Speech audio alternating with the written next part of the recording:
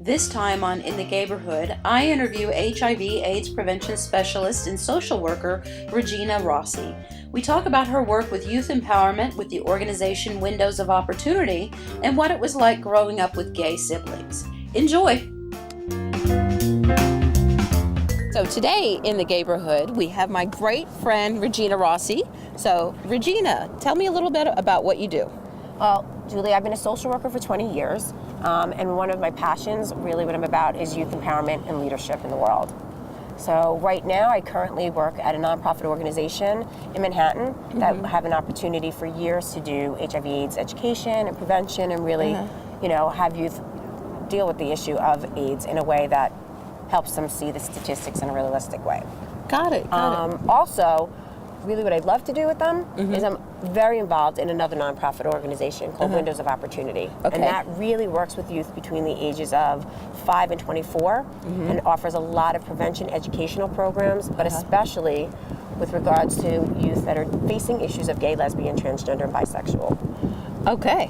All right. So we really just get a chance to go into the schools or get a chance to meet with them individually and provide support and counseling, and especially in the schools to have like a safe place for them to be themselves, express themselves. You know, because we didn't have that when I was growing up. I didn't either. That was non-existent when I was in high school and college. This is a personal experience for you in terms of dealing with the folks like me, gay, lesbian, bisexual, transgender. Can you share a little bit about your experience with that? Sure. I'm one of 3 who are adopted. My parents were amazing, and both my brother Vincent, my brother John, and myself were all from separate families.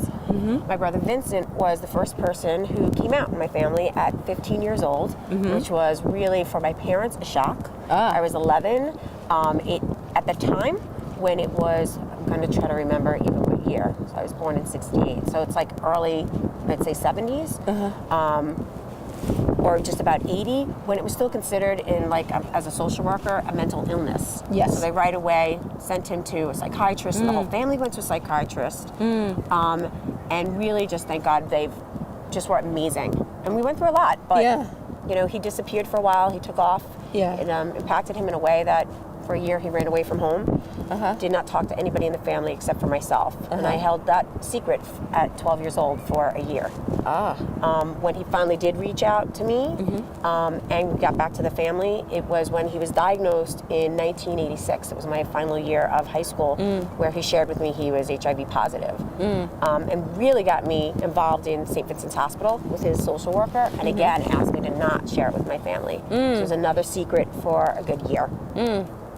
All along, I have my brother John, who's the oldest, who really, Vinny and I would talk about it all the time and just wonder, he's just always to himself and was really quite angry for a long time. And it's taken him his whole entire life up until this Christmas to finally open up to me that he's gay.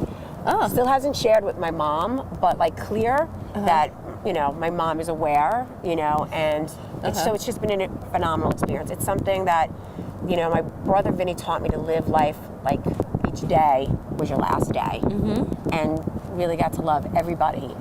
So I've lost a lot of my friends when I was in college at Adelphi from AIDS, and so it's a huge just part of my world. I got that.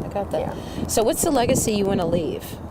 A legacy I want to leave is that every single person, and especially now we're talking about youth, really to be able to feel safe about who they are, and that everyone has acceptance, no matter who and what they are and what they're dealing with. That's the legacy I want to deal with.